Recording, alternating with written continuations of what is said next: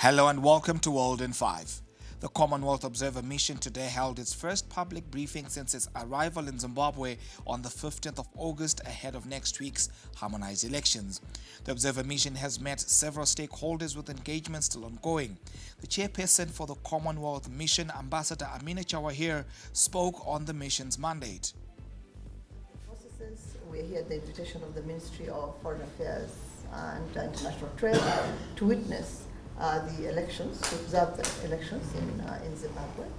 The other process will continue as it has been doing.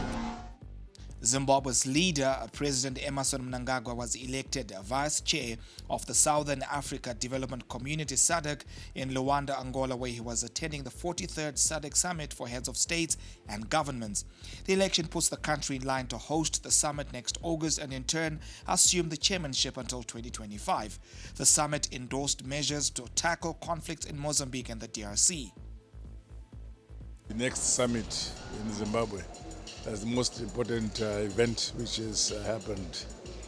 Besides that, we have discussed the issue of contributions by member states, and we believe that some of the contributions have to be re-looked into and be re-interrogated so that we make it possible for member states to contribute, because there are difficulties that are facing member states. And then thirdly, of course, we are all agreed that as SADC, we should address the issue of the two conflict positions in Eastern DRC as well as in Mozambique. And thirdly, heads of state wish Zimbabwe peaceful electoral process. The last cabinet will now be held on Monday next week instead of Tuesday as previously announced.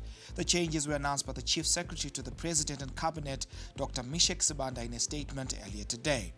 Elsewhere, a high cost of living and lack of job opportunities are making life a daily struggle for many young people in Kenya, which was one of the highest youth unemployment rates in East Africa. Economic and political protests across Africa have often involved young people. While the East African nation is slowly shifting towards vocational training in STEM subjects, science, technology, engineering, and math, those already in the workforce are missing out.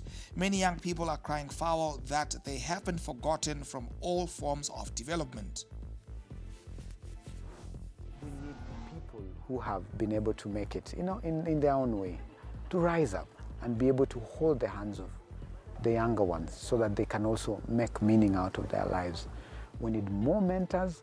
We need people to just walk the journey with young people, encourage them, empower them, and give them assurance that tomorrow will be better for them. That's it for World in 5.